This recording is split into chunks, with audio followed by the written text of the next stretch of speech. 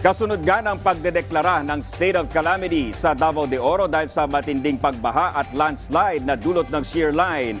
Makakapanayan po natin ngayong gabi si Office of Civil Defense Region 11 Director Ednar Hempesaw Dayang Hirang. Magandang gabi po, Ginoong Edgar. Magandang gabi sa inyong lahat. Magandang gabi po sa lahat ng nakikinig sa ngayon po sa inyo. Director, ano na po ang update at kasalukuyang sitwasyon ngayon sa Davao de Oro? Sa Davao de Oro po at sa ibang lugar ng probinsya ng Davao Region, masasabi po natin yung baha po na nakita natin ilang araw ay dahan-dahan pong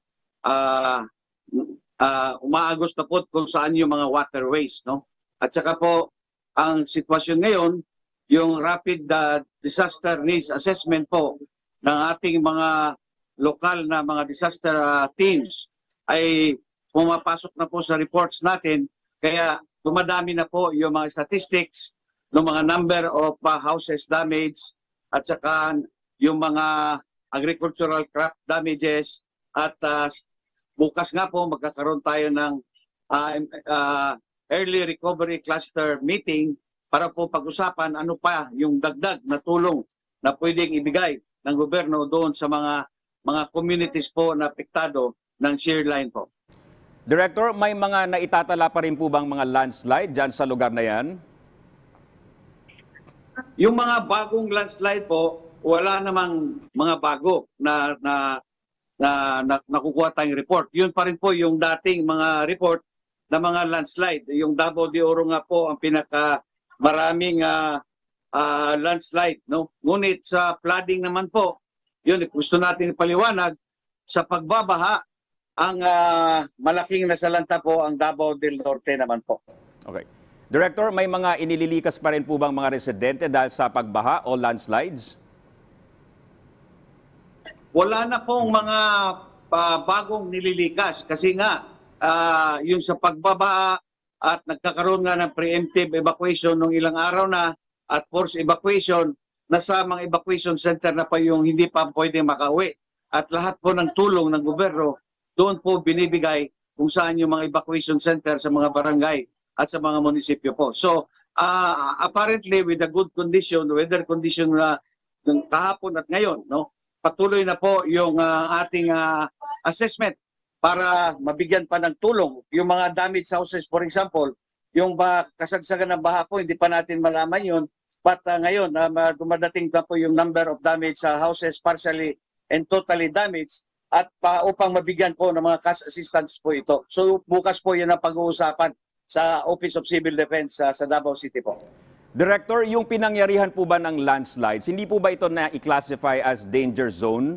Para nabigyan po ng warning sana po yung mga residente doon na delikado po yung lugar at prone sa landslide at pinag-evacuate na po sila.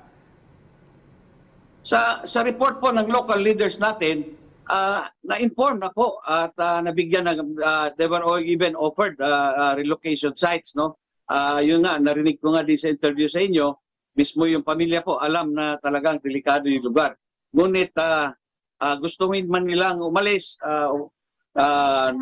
dumating yung panahon talagang nag-landslide po. At talagang landslide prone areas ang maraming lugar po sa Davao de Oro. At ito ay identified na po ng ating MGB.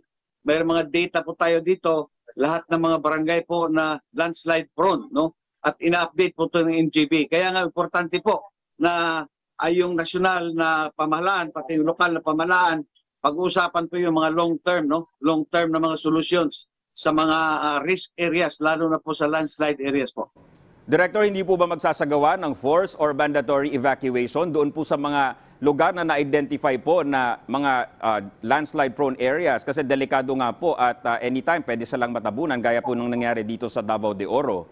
At yung mga magmamatigas pa po na lumikas. Actually po, even before this tropical storm na nangyari at itong shear line, yung lindol po na nangyari, nagkaroon na po ng isang concern dyan sa Davao de Oro, ilang pamilya na kailangan ilikas kasi buong buong sitio, no? Buong sitio po, hindi na siya recommended for sa bayan ng Mako naman po ito, hindi na siya recommended for habitation. Pero nga, very ticklish din yung issue kasi nga, yung pangkabuhayan at yung malilipatan ay kailangan din ihanda ng ating gobyerno. So, in the midterm and the long term po, yun ang dapat gagawin po. Kung dapat kinakailangan na magkaroon ng panibagong mga barangay sites, no? Panibagong barangay sites, community settlements po, kung kailangan gawin, dapat po gawin talaga natin yun. At saka, kasi nga, laging lindol, laging ulan, laging baha. So we have to make sure that the safety of the people ang primordial po. Pag-uusapan po yan ng ating Regional Disaster Council po mga ilang araw ngayon po. Alright, maraming salamat po OCD Region 11 Director Ednar Hempisao, Dayang Hirang. Magandang gabi po, sir.